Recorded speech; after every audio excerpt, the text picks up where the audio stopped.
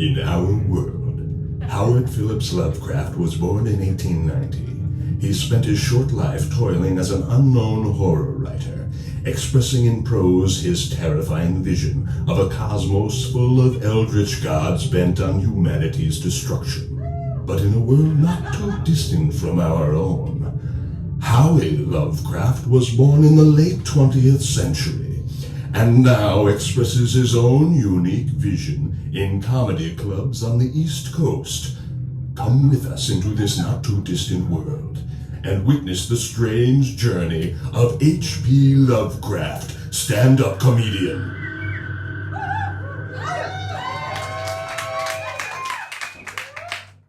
You look kind of dazed. That was an experience. Well, it looked like you were into it. It definitely had an effect on me, for sure. A good effect? I don't know. I couldn't stop watching you. That's for sure. That's a good effect, right? Usually it would be. But what? But it was really out there. It was, practically speaking, not actually stand-up comedy kind of at all. It was a very, very brave new direction to try, and I want you to know that. It really takes guts to try such an experiment like that. Mm-hmm. You're doing that thing you do where there's something you don't want to tell me? What thing? Oh, like when I get you a birthday present and you open it and it's something you hate, you always find one genuinely nice thing to say about it before you shove it under the couch and forget you ever saw it. That's a thing I do? It's pretty sweet, actually. I don't know. I bet it doesn't encourage you to get me better presents next time. Come on, just let me have it. Don't be my girlfriend for a sec. Just be my manager. I want to hear your honest, professional feedback. The same feedback I would give any other comedian that I manage if they audition that same stuff for me? That's what I want. Fine. Howie, I'll say it. That whole performance, it felt like a prank. Like the only joke was on me that you actually got me to sit through the whole thing. I admit, there's a lot of setup. No, the whole thing was set up. Right. I started to think you were in character as a completely different comedian with this deliberately weird and terrible material. Like the whole thing was all meta, like Andy Kaufman playing Tony Clifton. Andy Kaufman was a genius. Sorry, that was a bad comparison. I did not mean to suggest that you're a genius at all. Look, you look like you were into it, like your eyes were wide open, like you were really focused on what I was saying. Something definitely happened to me while I was listening to you. Like I couldn't physically stop listening to you. But didn't you think it was odd that I wasn't actually laughing at any point?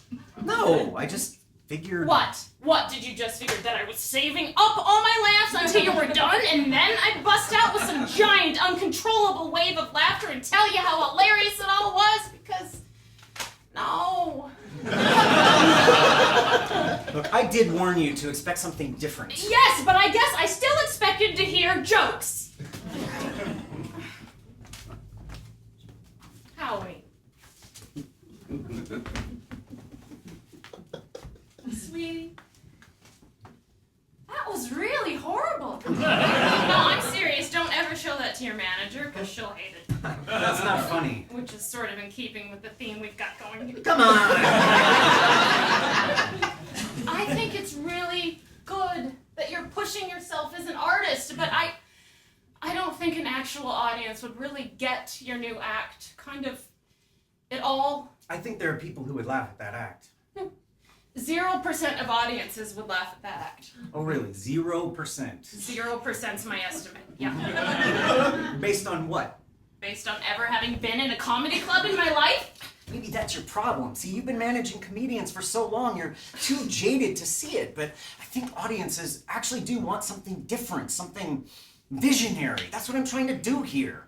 It's the juxtaposition of unexpected elements that makes it work. Except that it doesn't actually work. It does work because of the underlying vision that infuses the whole thing. Mm-hmm. No one is expecting vision when they go to a comedy club. If I only ever do what people expect, I'll just be mediocre forever. Could be worse. I see 1,000 comics a year who will never be as mediocre as you. Well, I guess we'll find out what people think soon enough. Boston's only a couple weeks away. No, you're not performing that stuff on this tour. This is all I've been working on.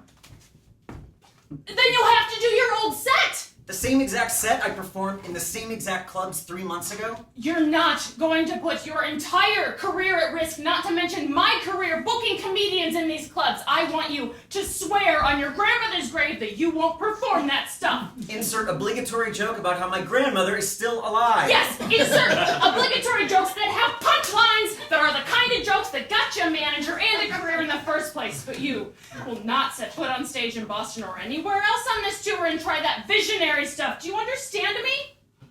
Fine. Really? Yeah, fine, I swear.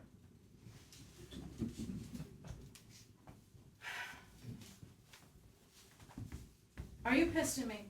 No, look, you're absolutely the boss. You got us this far. I perhaps foolishly asked you for your honest opinion. I trust you. I always trust you. I'll tell you what, though. I know an open mic night we could hit before the tour starts. Small college town, off the circuit, never played there before. Probably no one there will even know who I am. I'm listening. We go there. I'll probably get 5 minutes, tops, and I will perform my new material. In front of live human beings? Yes. And I will bet you $5,000 that if I cannot get 3 individual laughs in 5 minutes, you get $5,000. Oh, and you just randomly have $5,000 floating around for this occasion? Yeah, I finally took back all those presents from under the couch. But if I do get 3 laughs, then I will perform my new material on this tour. No way. Then I will perform snippets of my new material on this tour. Absolutely I will not. perform snippets on the last night of this tour. No fucking After way. the audience has left, and it's just like janitors out in the house. The janitors might have dogs.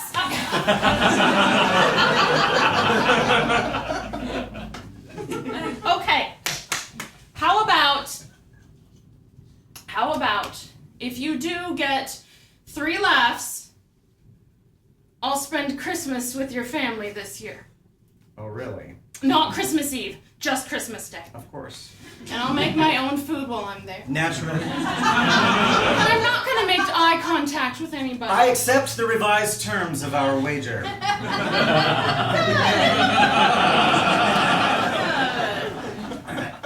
It'll be good for you to just get this out of your system.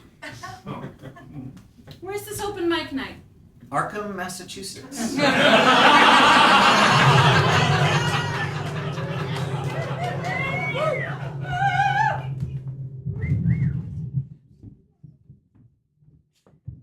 Okay. You guys are in for a treat. He's just about to kick off another East Coast tour, but he is here tonight to try out some new stuff for you guys. All the way from Providence. First time ever on our stage. Please show some love to Mr. Howie Lovecraft. Come on!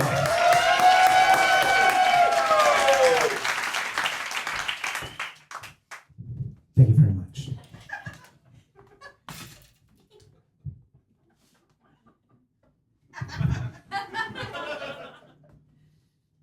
So these 2 guys walk into a bar, and the bartender says, "What are you guys drinking?"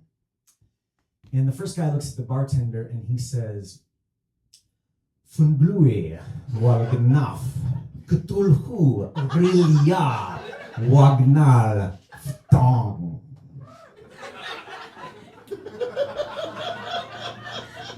And the bartender looks at him kind of funny, and he says, "I'm sorry, I didn't get that. What are you drinking?" The first guy just kind of smiles and nods, and he says, "Fun blue, Wagnaf, Cthulhu, Rilya, Wagnal, Ftong." And the bartender still doesn't understand him. He says, "I'm sorry, pal, do you speak English?" And that's when the second guy leans over and he says, "Oh, allow me to translate for my friend here. The passage that he's chanting means roughly, In his house at Rilya, dead Cthulhu waits dreaming.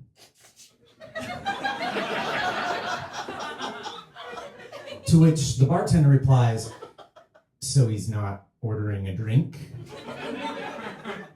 And the second guy says, sir, this man's mind has been ravaged by unspeakable knowledge.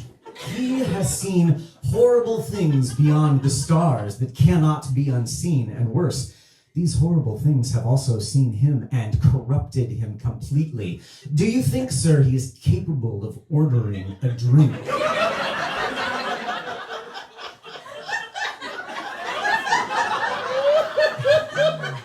To which the bartender replies, well, he was capable of walking into a bar, wasn't he?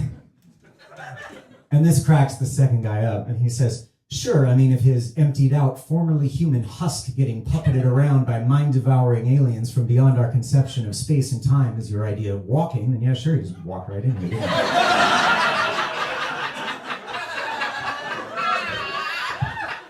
Just then the waitress comes over. Her name is Marianne. She hands the guys a couple of menus, and she says, hey, fellas, we're on happy hour, $1 off wells and appetizers. Would you like to hear about the special? And the first guy looks at Marianne, and he says, Funglui, Wagnaf, Cthulhu, Rilya, Wagna, Ftong. And Marianne gets this look on her face, and she says, yes, truly, but that which dreams will someday rise.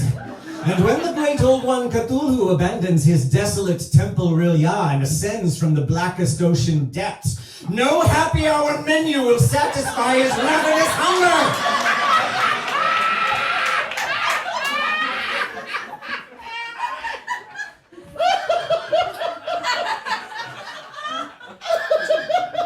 Interesting trivia about Marianne.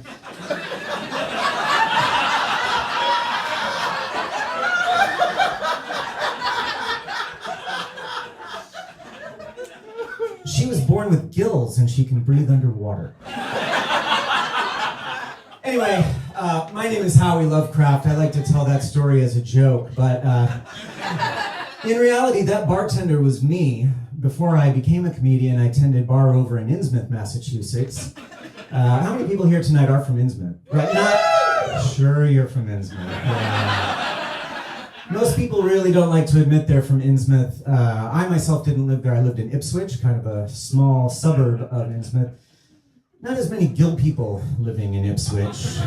Just a small population of Gill people in Ipswich. You'd forget they were there sometimes, then you'd be checking out at the supermarket at 3 in the morning and the checkout lady's gills would flap at you. Because they're useless out of water.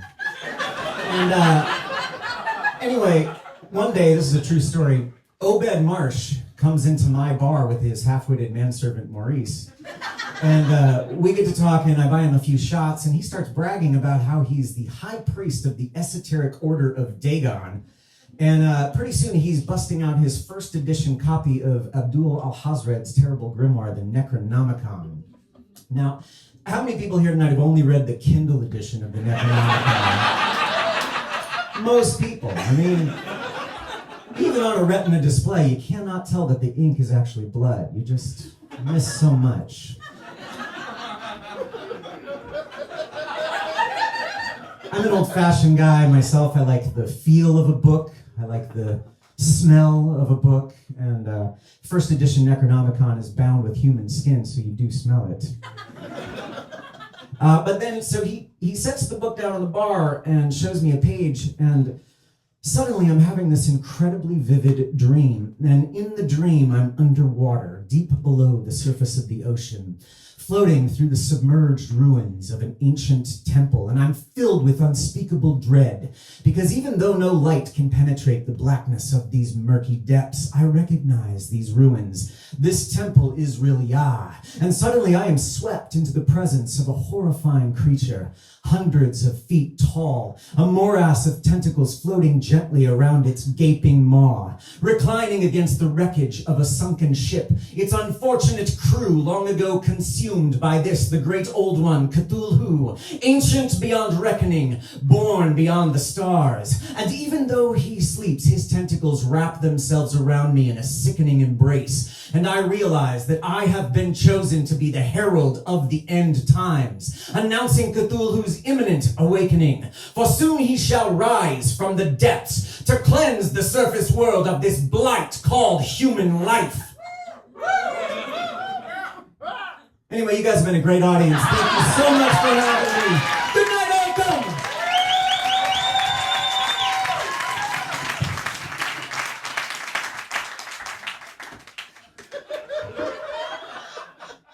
I counted 3 laughs.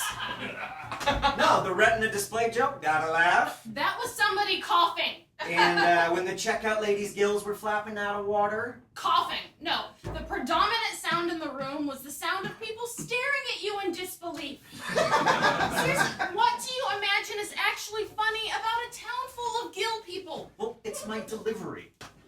Gill people are gross. Look, the point is, this routine is about the juxtaposition of unexpected A book elements. made out of human skin is just gross, Howie. Mr. Lovecraft, what an honor to have you on our stage tonight. Thank you, Gus, for having me last minute. Hey, this is my manager, Sonia Green. Miss Green, thank you for escorting Mr. Lovecraft all the way to Arkham. Oh, Howie's been experimenting with some new material. Sorry you had to be the guinea pig. Oh, my treat. My treat. I was listening back in my office while I was doing the books. You should have heard me.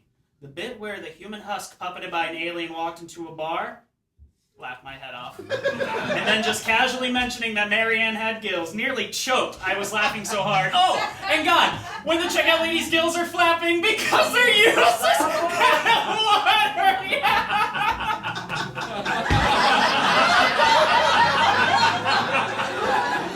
I mean, it's funny because it's true, right? Would you say that you laughed at least 3 times, Gus? Oh, absolutely. That's interesting because I was out in the house during the show and I didn't hear any laughs. Well, that's a pretty cerebral routine you got there. The kind of thing people sort of nod and appreciate even if they don't laugh out loud. How do you think that routine would play in Boston? Who knows? But Arkham is full of cerebral types and they are buzzing about you on the internet. Listen to this. Howie Lovecraft says he is the herald of the end times in his new set. Time to cash out the trust fund and go on a killing spree. Now that is good buzz. How much of that new material do you have? I could bump my Friday night headliner here if you want to try out a full set. Really? Sure thing. And I bet I could squeeze you onto my Saturday bill at my other club in Innsmouth. Could be big. There's a growing cult scene out here that's hungry for smart comedy about the pantheon of ancient elder gods. Also, they like karaoke. They kill old Stevie Nicks tracks. You know what I'm saying? These are your people. That's sweet. But Howie's got to work on his actual set for the actual tour. I have a set for the tour. The same set you did in the same clubs 3 months ago? No one is going to remember that set.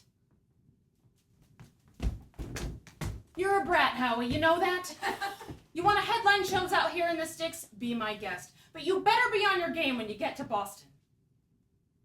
Let's go back to the hotel. Actually, Mr. Lovecraft, I would love to buy you a drink if you wouldn't mind staying a bit longer. I could use a nightcap. You sure you don't want to stay? Positive. I gotta drive back to Providence in the morning. Actually, I wasn't being fair. I don't think the predominant sound was people staring in disbelief. Yeah? Yeah, it was weird. I think there was a lot of actual belief going on. That's got to be worth something, huh? Maybe. I mean, it's not worth $5,000. About that, I did return those presents. They were worth about $18. Uh-huh. You wonder why I wasn't impressed by them. You spun quite an interesting tale tonight. Thank you. Yeah, you know, Sonia doesn't really get it. How much of your story is true? What? Did you actually meet the high priest of the esoteric order of Dagon in a bar? That's kind of a strange question. Oh, don't be coy. Did he actually show you a first edition of the Necronomicon? So, this routine is about the juxtaposition of unexpected elements. Does Obed Marsh know that when he showed you his book, he actually awakened the long-awaited herald of the end times? You may confide in me, Mr. Lovecraft. I too am a worshipper of Father Dagon and Mother Hydra. I'm not. I too have made blood sacrifice to the deep I ones. never. I too have studied the forbidden pages of the Necronomicon.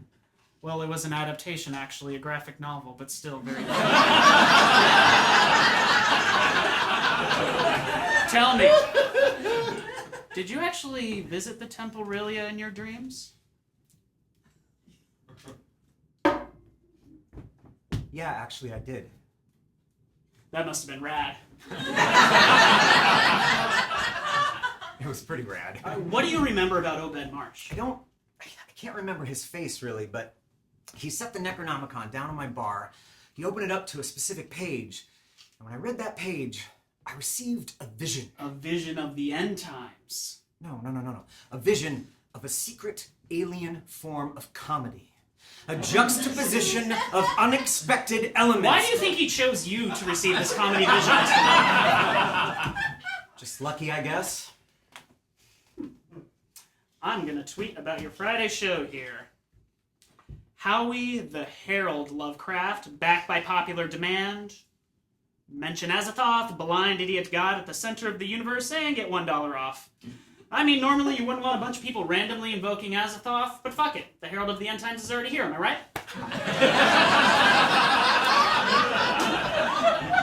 You really think people are gonna come? I do. You think Cthulhu's going to rise? Oh, I mean, someday, sure, probably. I didn't really receive any specific schedule information. And technically, on the galactic time scale, the end times could last for eons, you know? Most people live their whole lives and never swim through Rilia in their dreams. But you're the Herald. You've got purpose in an otherwise bleak and existentially pointless universe. I guess so. Don't get all cocky about it. You'll be consumed just like the rest of us when the Great Old One rises. Oh, yes, that's definitely true. Anyway, I'm sorry. Let me get you a beer. Oh, I could use something stronger. Whiskey. Heroin, if you have it. I'll see what I can find. How did you learn about... I got family in Innsmouth. Are they... Yeah, they're Gill people. Dude, I'm sorry. Don't be sorry. No, I was talking trash about I Gill don't people. care. They're fucking gross. Thanks to Gus's enthusiastic promotion, Howie's Friday night show in Arkham was a sold-out smash. You guys are really going to like this. I launched my first ever Kickstarter campaign the other day. It's a really great project. I'm going to build a massive black chapel to the unholy demon choir that constantly sings to me in my mind, endlessly chanting the unpronounceable secret names of the ancient evil entities that will someday consume us. I figured, hey, why should I be the only one tormented by their insidious anti-melodies? Why not build a massive black chapel for the unholy demon choir to puncture their way right into my neighborhood with their terrible aesthetic desecrations? I mean, wait till you hear this stuff. It's really not what music was intended to do. At all.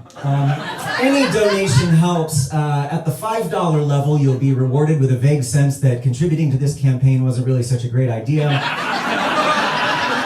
At the $50 level, the demon choir's unnatural voices will slowly begin to replace any moments of peace and silence in your mind with their vulgar, despair-inducing canticles. At the $75 level, you get a t-shirt. One size fits no one, constricting you in ways that feel pleasant at first. And of course, at the $100 level, you get a chance to sit in with the demon choir during one of their rehearsals, which, as you know, they love to use the sound of terrified humans shrieking as kind of a percussion instrument, so that's a great opportunity if you're a musician or if you like screaming. And then only a few of these rewards are available. At the $500 level, a few lucky donors will be physically embedded deep within the walls of the Black Chapel itself, where they will truly feel the sickening resonance of these infernal lullabies vibrating throughout their helpless skeletal and nervous systems. Oh, and you get a CD. Buzz about Howie's performance spread like wildfire, and his Saturday night show in Innsmouth had crowds lining up around the block. How's it look? There's crowds lining up around the block. I mean, how do they look? Oh, I didn't see any. You sure? They're usually pretty obvious. Yeah, all right. The Gill people jokes, stay in. They could be hiding their gills under a scarf. Damn it, we're cutting the Gill People jokes. I mean, of course, this is Innsmouth. Obviously, there will be Gill People out there. It's kind of racist making fun of them in the first place. It's not racist. It's like making fun of rednecks. You can totally make fun of rednecks, but just not in Alabama. And you can make fun of Gill People, but just not in Innsmouth. I don't know, man. When you make fun of rednecks, you're making fun of their behavior, really. Whereas Gill People, I mean, it's not their fault they were born the hybrid offspring of immortal amphibian creatures and they're pathetic human worshippers. I said I was cutting the Gill People jokes. I'm just making a point about your belief system. You said Gill People were gross. I meant my family was gross. We were talking about my family when I said that. In-laws, by the way. Uh-huh. And what's so gross about your family? It's not their gills, it's their eyes. Big bulging eyes that never blink because they have no eyelids. I bet you never noticed they have no eyelids because you always try to avoid Gill People because you're a racist. Oh, come on, man. Just because you married outside your species doesn't make you morally superior. As the buzz continued to build, Howie quickly booked gigs in Cambridge and Salem in the last remaining days before his official tour began. I don't know what you heard about my show. You might have heard that I'm a stand-up comedian. But I am starting to get into the cult scene. There's a lot of really great cults out in this part of the country. Well, how many cultists do we have out there tonight? About half? Perfect. Who's here representing the Esoteric Order of Dagon? Give it up for Dagon. Wonderful. Thank you so much for coming. How about the cult of the Black Goat? Do we have any Black Goat cultists out there tonight? Hey, wonderful. It's like they say, Aya Shub Nagurov, am I right? Interesting trivia about Shub Nagurov. She's most often referred to by her full ceremonial name, the Black Goat of the Woods with 1,000 young. Now, how many mothers do we have out there tonight? I want you to close your eyes and imagine giving birth 1,000 times. And each time it's this horrid little, it's like a basketball, but it's a fleshy little mouth blob full of teeth. No eyes, just a mouth and teeth running around on these stumpy little pig legs. And it only eats human flesh. And you give birth to 1,000 of these things. All by yourself, too, because the very first one would, like, eat the midwife or whatever.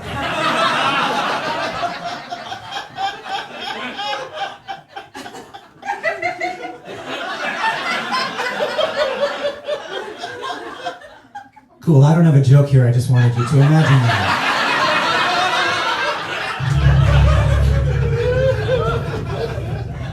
Howie's Boston show sold out days in advance, and the buzz was clear. People were coming to see the herald of the end times. Howie's career was at a tipping point, but he had made a promise to Sonia, who joined him backstage before the show. Come on, Frank, it's the hole you used to feed yourself. If you do this, there is no turning back. All right, Arkham and Innsmouth are one thing, but Boston's different. Everything you say on stage tonight is gonna wind up on YouTube. You go out there tonight with that visionary stuff, and for the rest of your career, you're just gonna be the guy who does the Gill People jokes. Is that what you want? I stopped doing the Gill People jokes. You know what I mean! I never did that many Gill People jokes in the first place.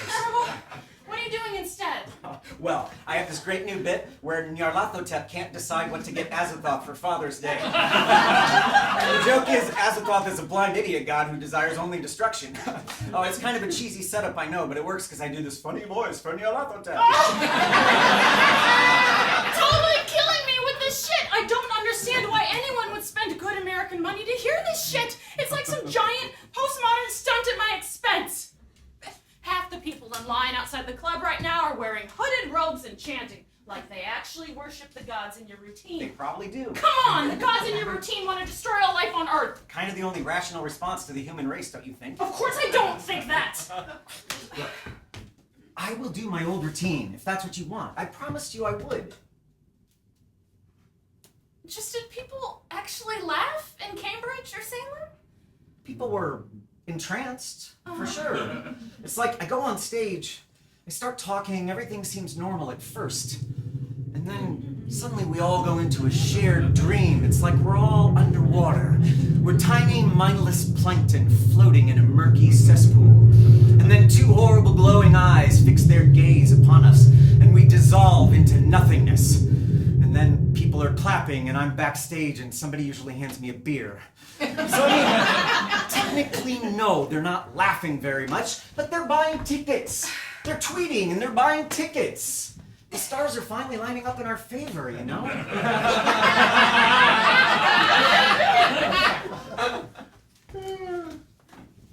Do whatever you want. Why are you so sad about this? Because I don't understand you anymore. I mean, I was entranced too the first time I heard it, but all these people seem to understand what it means, and I just don't. And I just feel left out or left behind. You know, I'm really trying to keep up with you. You know, I looked for the Kindle edition of the Necronomicon. That bit was bullshit, wasn't it? Yeah, I made that up. You actually looked for it, though? You keep acting like it's real, so yeah, I looked for it. The Necronomicon is real. When the tour is over, I will track down a first edition for you. No, gross, no, I specifically want a non-human skin edition. The moment of truth finally arrived as Howie Lovecraft took the stage in Boston, and with Sonia's blessing, he performed his visionary new material. A lot of history here in Boston. I was reading about the Boston Massacre. You know how many people actually died in the Boston Massacre? 5 people. That's not a massacre, that's an afternoon snack. For Cthulhu. Because he eats people. Anyway, I heard there were going to be quite a few cultists in the house tonight, so I prepared a joke especially for the cultists. Now, if you're not a cultist, don't worry, there's plenty of normal comedy jokes coming up that everyone can enjoy, but please bear with me, because I do want to perform this joke that I prepared for my fans who are cultists. And if you are a cultist, this is a joke that you can memorize and take back to impress your high priest or your high priestess. Here we go. So this acolyte in the Order of Yog-Sothoth is summoning a Migo to remove her brain from her body and transport it safely to the outer edge of the galaxy in a shiny metal brain cylinder. Just then, who should appear but Nyarlathotep, the crawling chaos, god of 1,000 forms. And he interrupts the incantation, and he says to the acolyte, "Why do you trust the abominable ones to transport your brain safely to the outer edge of the galaxy? What if instead they trick you and implant your brain inside a demon?" Well, this infuriates the acolyte. She goes and gets several parchment pages from the Pnakotic manuscripts, transcribed by Dr. John Dee himself, and she looks Nyarlathotep right in the eye and she reads to him. She says, "Amigo thus summoned is bound to transport the spellcaster's brain across any distance until it thus reaches the Shoggoth." So the acolyte finishes the incantation, summons the Migo. The Migo removes her brain from her body. But sure enough, instead of transporting it safely to the outer edge of the galaxy in a shiny metal brain cylinder, the Migo tricks her and implants her brain inside a demon. And just before the acolyte goes mad from shock and horror, Nyarlathotep leans over and he says, "It says Shoggoth, not Yuggoth."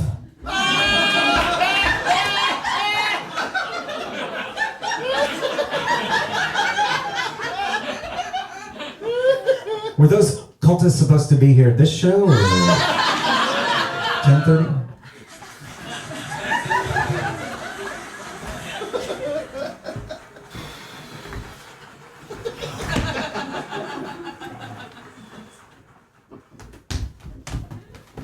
That was amazing! Nobody asked for their money back! Someone's here to see you. Did you bring me a groupie? You know, I think they're naked underneath those robes. I did not bring you a groupie, asshat.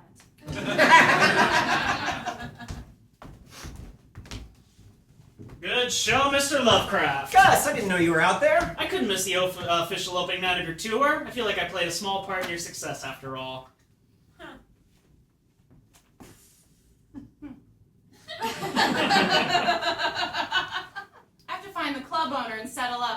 be back in a few minutes.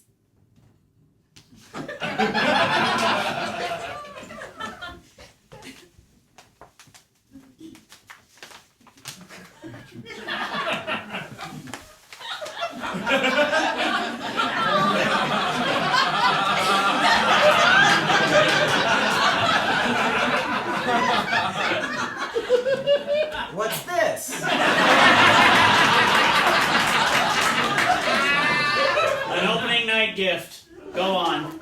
Open it.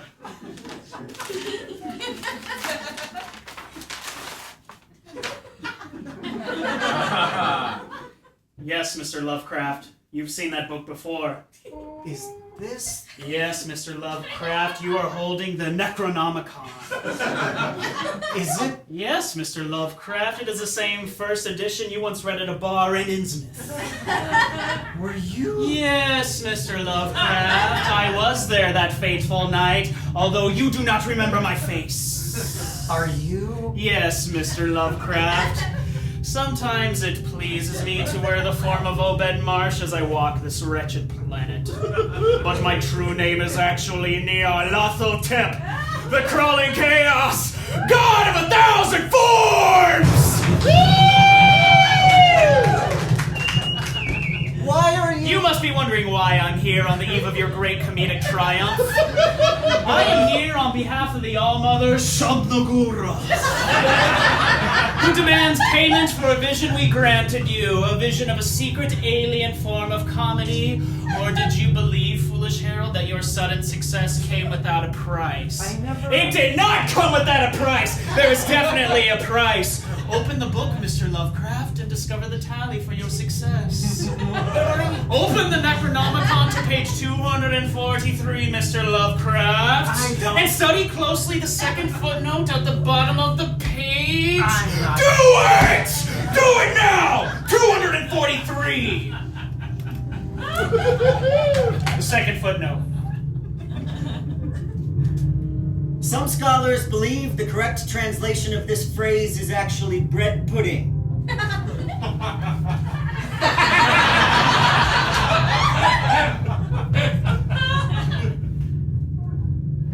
I'm at 247, Mr. Lovecraft. Read it now. But he who becomes the herald of this secret alien form of comedy must pay a steep and horrible price. He must build a black altar to the All-Mother Shub-Niggurath, upon which he must spill the blood of the one he loves most. Only with this blood sacrifice will Shub-Niggurath be appeased. You entered into a contract with me when you gazed upon the Necronomicon in your bar. I am the executor of this contract as the avatar of the outer gods in your reality. But I didn't know I was entering into a contract! Your pathetic human ignorance is no excuse, Mr. Lovecraft. You must sacrifice Sonia Green to appease Shub-Niggurath. Maybe. The footnote is very clear on this topic. Yeah, but it doesn't say what'll happen if I don't appease Shub-Niggurath. Horrible things will happen, I assure you. What horrible things specifically? Things? Too horrible to express in human language. Just give me a range. Like on a scale of getting a parking ticket to Cthulhu waking up and destroying the Earth. Is it like in the middle somewhere? It is more horrible than the middle of the scale you describe. What if I don't kill Sonia and just wait for Cthulhu to rise, since that's gonna happen anyway? Shub-Niggurath will punish you long before Cthulhu awakens. Where does it say that? The third footnote! Read it now! Damn, it's so specific! You will appease Shub-Niggurath before your tour is over, or I will claim your soul, and you will spend an eternity of torment playing the flute in the court of my dread father, Azathoth! I hate the flute! I told you horrible things! Car's outside.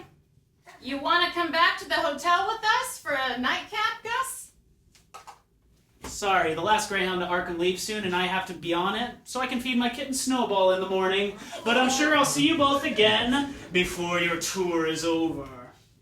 Because I have tickets to additional shows.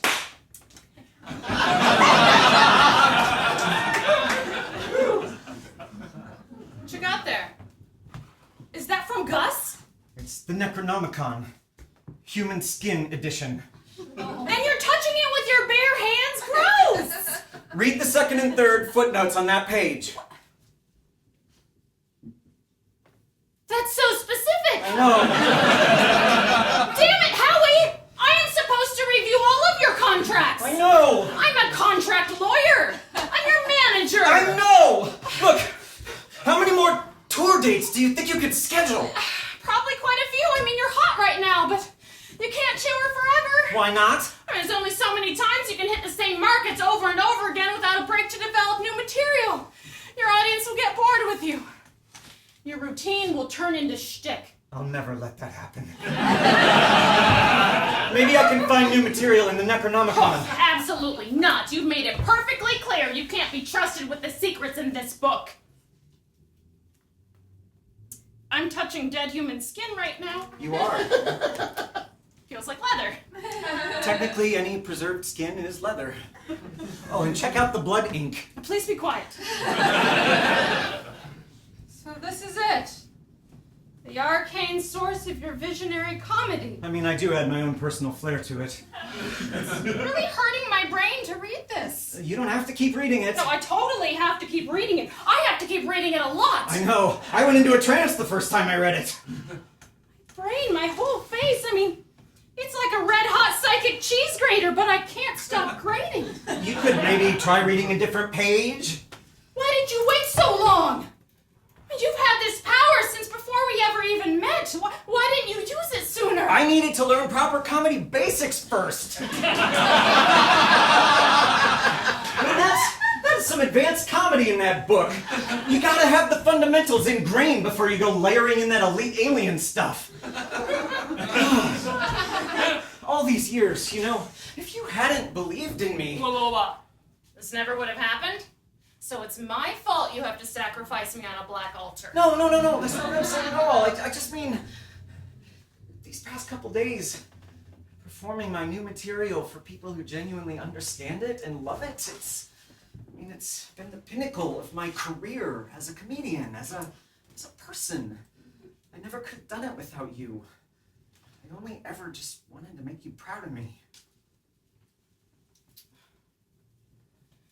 Okay, well, maybe I can find a loophole. All right, maybe like a footnote that he overlooked. If it's an option, baby, I would happily trade my life for yours. Howie, you would? I mean, not happily. Sonia extended the tour beyond the East Coast, and they traveled all over the United States, postponing the inevitable day when Nyarlathotep would come to demand a blood sacrifice. The seemingly endless tour was a grueling nightmare for Howie. How many elder things does it take to screw in a light bulb? None, because elder things reproduce asexually via spores. It's funny because it's true! Sonia became an avid student of the Necronomicon, teaching herself the dark arts described within, hoping to discover a power that could save her life. But they could not see for themselves how the book's constant malevolent presence in their lives swiftly drove both Sonia and Howie toward madness. Did you bring it? Not exactly. I brought this. No, this is not a live goat. I couldn't find a live goat at 10:30 at night. I asked... The ritual calls for a live goat. I know, I'm sorry. Look, one of the cultists brought her dog to the show. I thought it would work. I mean, I asked the club owner where I could find a live goat to slaughter first thing in the morning, and he said, "Here is your money. Please go somewhere else now." Shub-Nagurath will be happy with this substitution. You're not even consecrated to Shub-Nagurath. The whole ritual's probably going to be blasphemy in the first place. Oh, listen to you. Now you're the expert in ritual blood magic. And you're just a contract lawyer, which... Oh, I do see the similarity.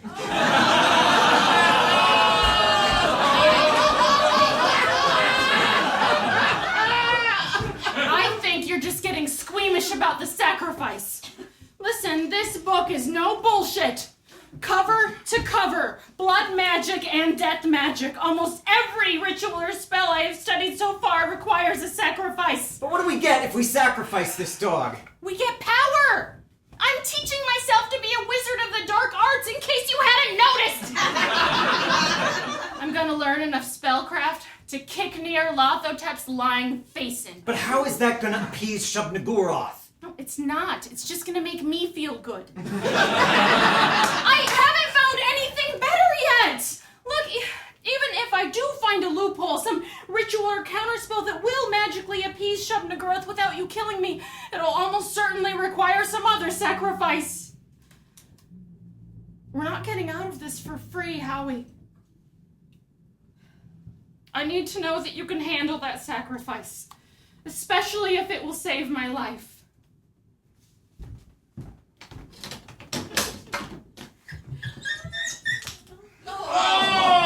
Did it work?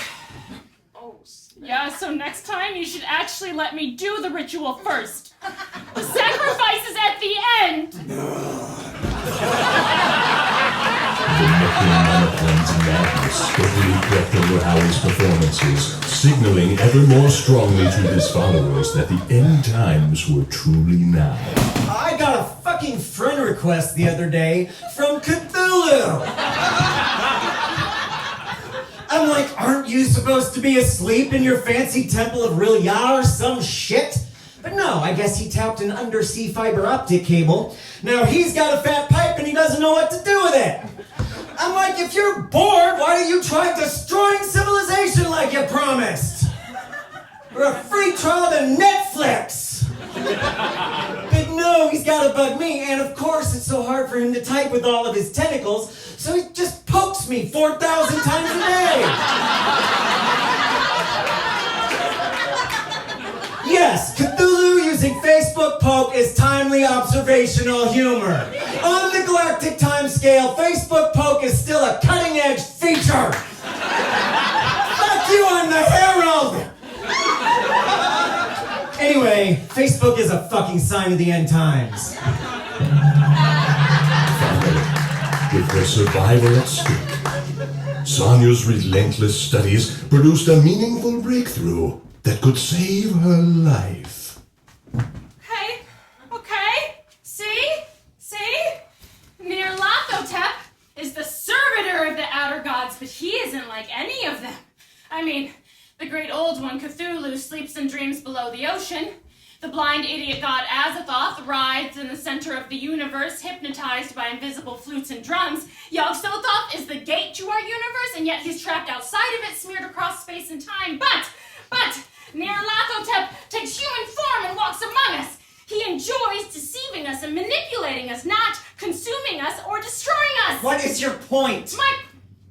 He tricked you into this situation by acting like a human. Maybe you can trick him in return while he's still in human form.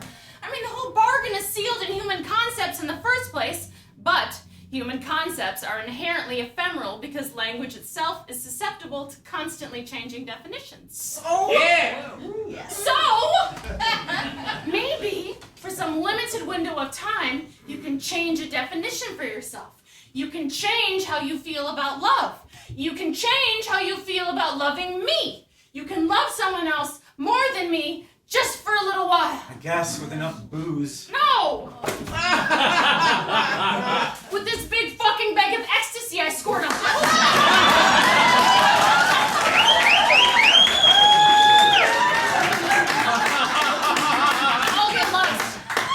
I'll get lost for the night. You go back to the hotel suite. You take as much ecstasy as you can swallow, and you love someone else more than you love me.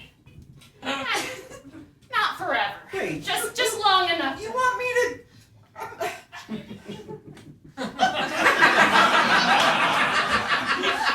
I have prepared a black altar in the bedroom of the suite. I mean, I put black sheets on the bed. I think that should work. Fuck am I... I brought you a groupie.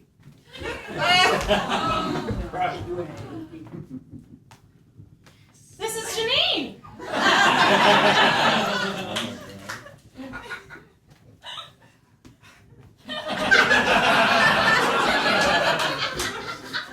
Come on. She is a consecrated high priestess in the cult of the Black Goat. Come on. Janine,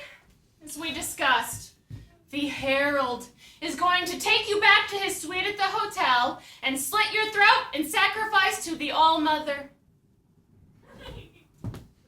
Come on! Truly, it is an honor for me to be chosen by the Herald for this sacrifice. My sect will be venerated among the most wicked of all believers. Believe me when I tell you, I want my lifeblood to flow.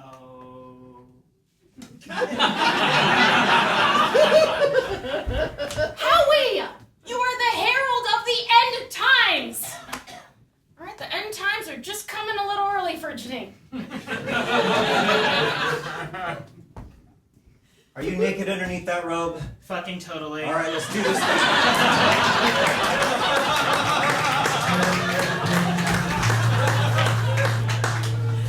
Sonia kept vigil in the hotel lobby.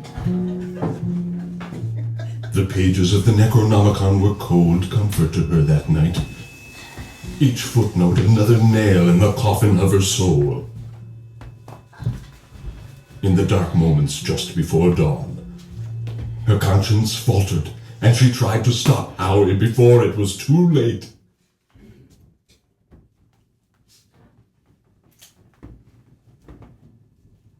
Howie! Howie, it's me! It's Sonia! Are you okay? Is everything okay, baby?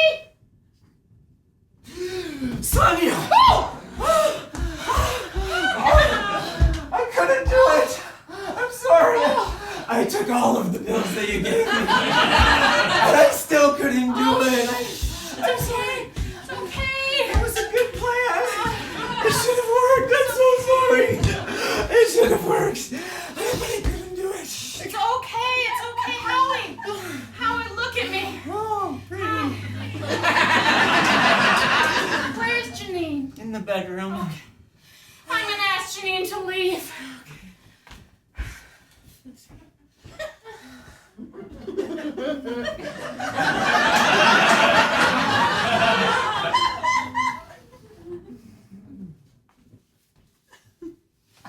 Howie? Janine is dead! I know. I thought you said you couldn't do it! I couldn't love her. Of course I could kill her. That part was easy. I mean, I didn't use that knife you gave me because this is a very nice white robe. I know how blood likes to spray. So I strangled her. Look, I almost loved her as much as I love you because killing her would have been saving you. But as I watched the life go out of her dead eyes, I realized her dead eyes could never be as pretty as your dead eyes would. My heart betrayed me because it was you I wished I was strangling to death and not Janine at all.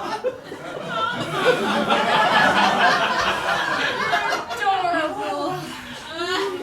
Who's the dead guy on the floor in there? Oh, room service. I figured if I was still high, I would try again. I didn't wind up loving that guy very much.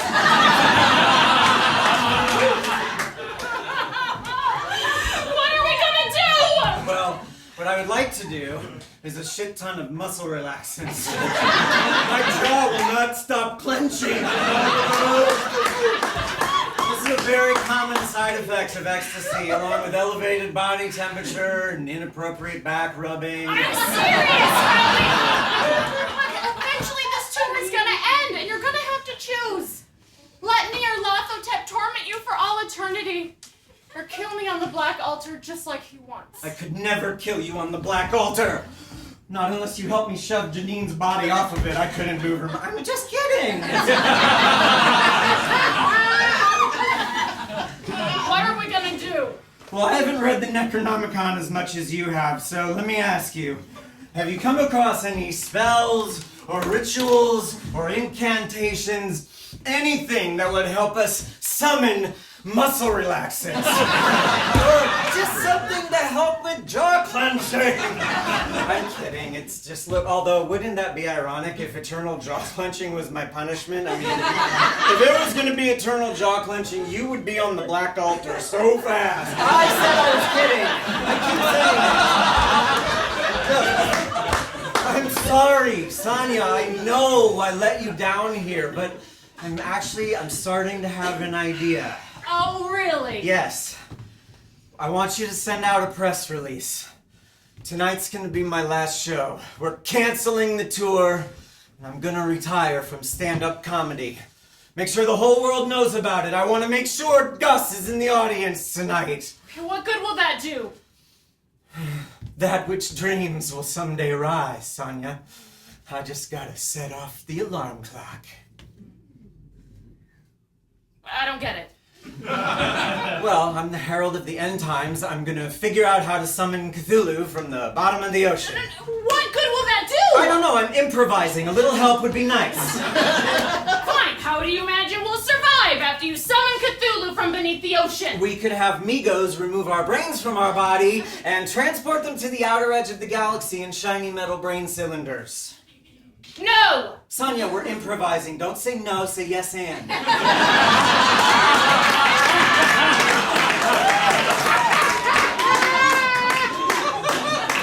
Summoning Cthulhu to destroy the world is not the solution. Just Well, your solution didn't work! think. Anyway, you came up here to stop me, didn't you? But I'm glad I killed Janine, because now I know that I would rather Cthulhu destroys the whole Earth than have to kill you with my own bare hands. Oh, that's sweet. No, actually, that's not sweet at all. It's kind of sweet. No, it isn't. It's horrible. Just let me think. I wonder if we're just going crazy like the mad Arab Abdul al-Hazred and everyone else who spent too much time in the presence of the Necronomicon.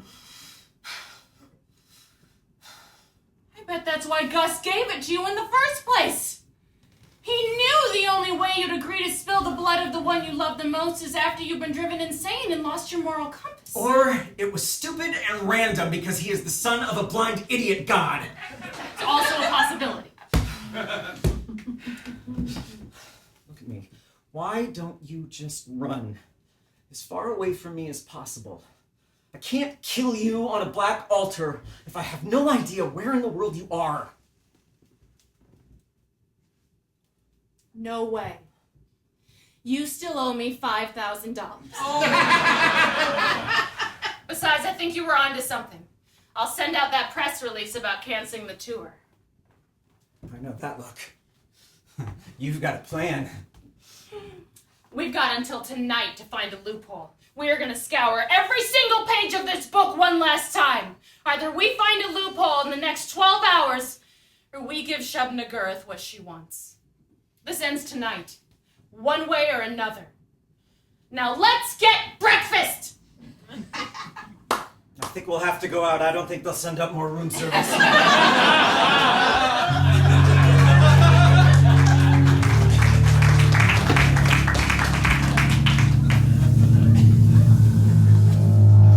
And so word spread across the land of Howie the Herald Lovecraft's final performance. His fans were stunned, and the concert hall was filled beyond capacity with teary-eyed cultists preparing to say goodbye to their idol. Finally, Howie appeared on stage to the roar of the crowd. He calmed them with a soothing gesture and began to speak. Man, all day today, people have been coming up to me like, hey, Howie, Lovecraft, why you quitting comedy at the top of your game? And I hadn't thought it through. I wanted to have the perfect answer for these people, you know. I've been like, Howie Lovecraft, why you quitting stand-up comedy? And the perfect answer would have been, oh, that's easy. I'm retiring to focus on fucking my way through a 20-mile tall mountain of sacrificial virgins. That's right, I'm going to descend onto this mountain by skydiving from a balloon 137,000 feet above the earth, setting the record for highest skydive from the stratosphere onto a mountain of virgins. Oh, but the challenge doesn't stop there, because the virgins on top are already freezing to death, and the ones on the bottom will be smothered by the corpses above them. I've got to act fast if I'm going to fuck a single live virgin in that entire mountain. I've just no time left for comedy, I'm afraid. No, but I do actually have a real reason for quitting. See, I used to be just a typical stand-up comedy comedian. I'd go into these dinky little clubs. I'd be like, hey, Hey, aren't men different from women?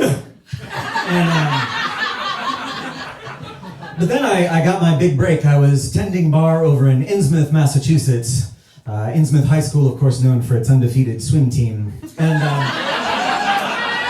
I got my big break. I came across a first edition of the infamous Kitab al-Azif, also known as the Necronomicon. Now, how many people here tonight have actually seen a first edition Necronomicon? Well, you're going to see one here tonight. Sonia, please bring out the Necronomicon. Now, Sonia, what did I learn from this book? Forbidden knowledge of a secret alien comedy. And who is my mentor in secret alien comedy? Obed Marsh. Ladies and gentlemen, I know he's out there somewhere. Can we get a spotlight for Mr. Obed Marsh? You may refer to me by my true name, Mr. Lovecraft. For I am your lotto chip, the crawling chaos, God of 1,000 forms! I grow tired of your prattling, yes. You regret the forbidden knowledge of a secret alien comedy invented by the great race of Yith and buried deep within the Yithians' massive library on the planet Yith. Until the cunning wizard, Abdul al-Hazred, was granted a boon by the All-Mother Shub-Nagura.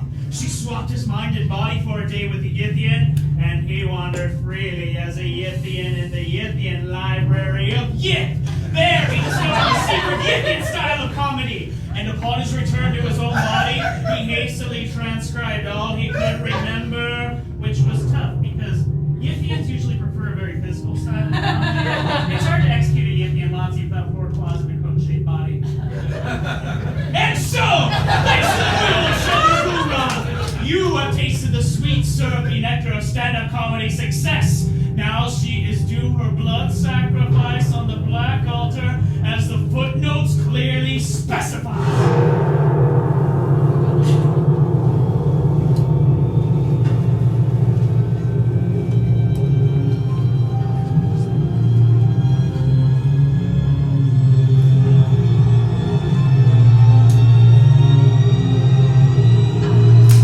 Just one question before you get your sacrifice.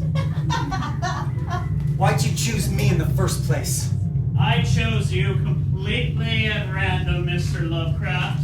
I could have easily chosen a vagrant from across the street, but for absolutely no reason whatsoever, sheer whimsy led me into your bar, and simple boredom compelled me to open the Necronomicon for you. It made no difference to me what condition your mind would be in after the fact. I'm sure you must realize by now this is exactly how our universe itself operates, devoid of meaning, empty of conscience, unable to laugh at the best of its own jokes. And that, my friends, is why I'm quitting stand-up comedy. Because it don't mean shit. Now some of us still do appreciate the grand dramatic gesture now and again. I eagerly await your sacrifice of the lovely Sonia Green. Sorry to break your heart, but I read those footnotes a zillion times. They clearly stipulate that Howie must spill the blood of the one he loves the most, which, allow me to inform you based on personal experience, is not actually me at all. It's Howie.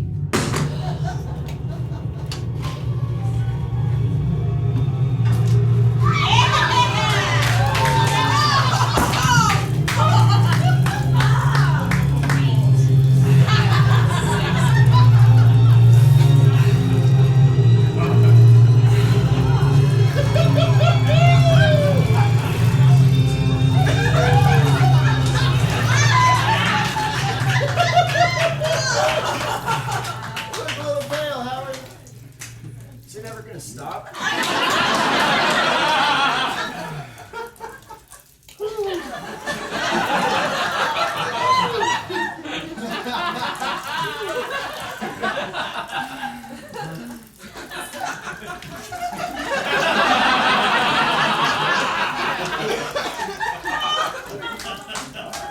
Is ecstasy a blood thinner? I know.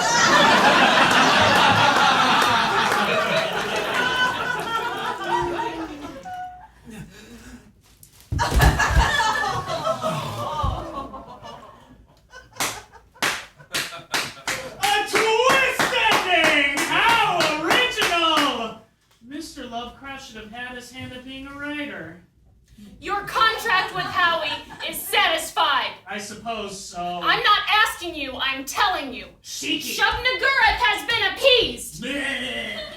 Say it. Tell me she's been appeased. Yes, congratulations, pathetic human. The All-Mother is appeased. Now, I want that first edition back. Ali Ekmar Azathoth! Ali Bekmar Haluthet!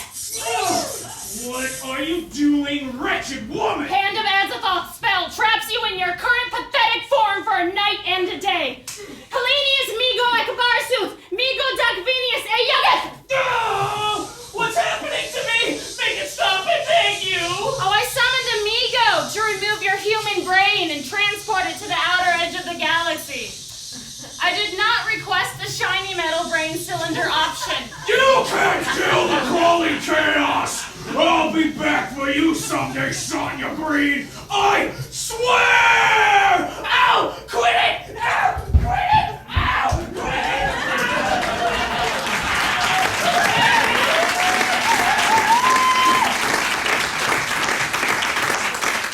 And for my last trick.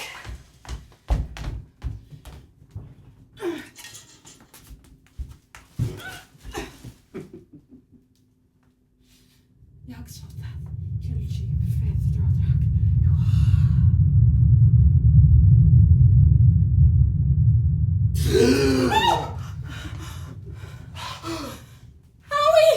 No, Howie, it's me! It's Sonia! How do you feel? I could use some muscle relaxants.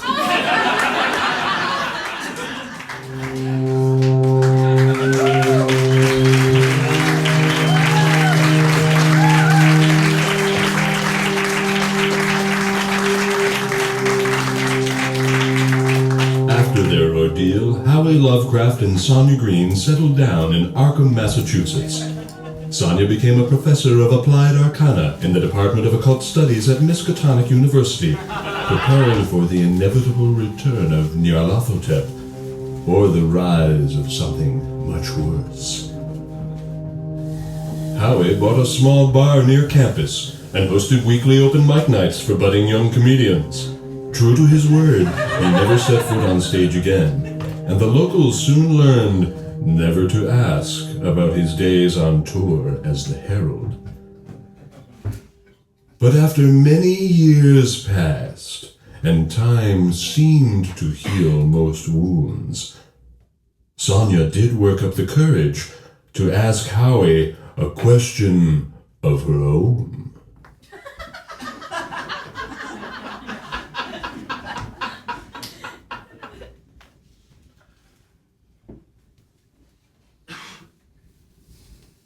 Howie, what was it like when you were dead? Really? You want to go there? I do. I want to know. Why are you so curious all of a sudden? I've been curious this whole time. Why are you just now asking me? I'm getting older. It's making me a lot more curious.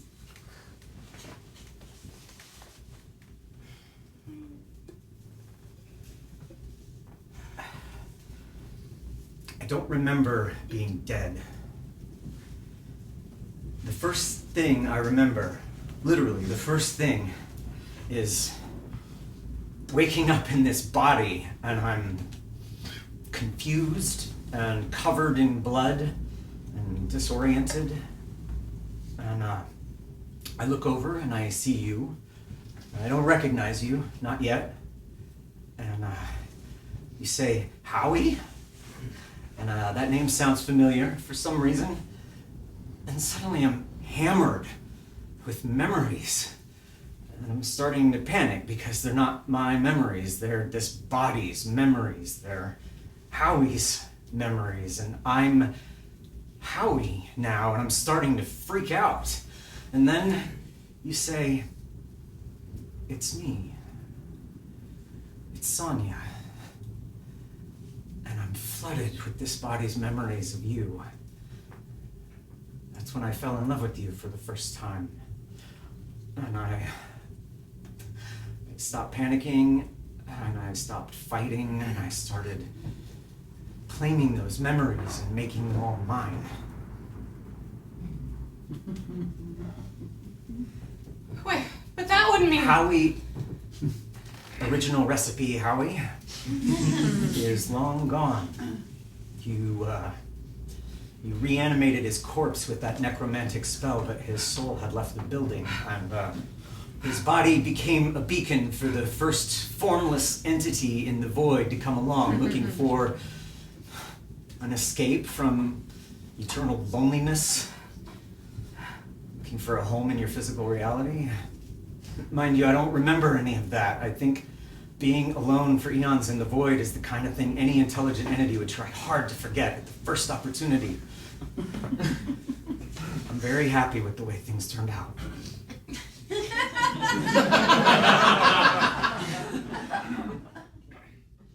Are you fucking with me? I'm totally fucking with you.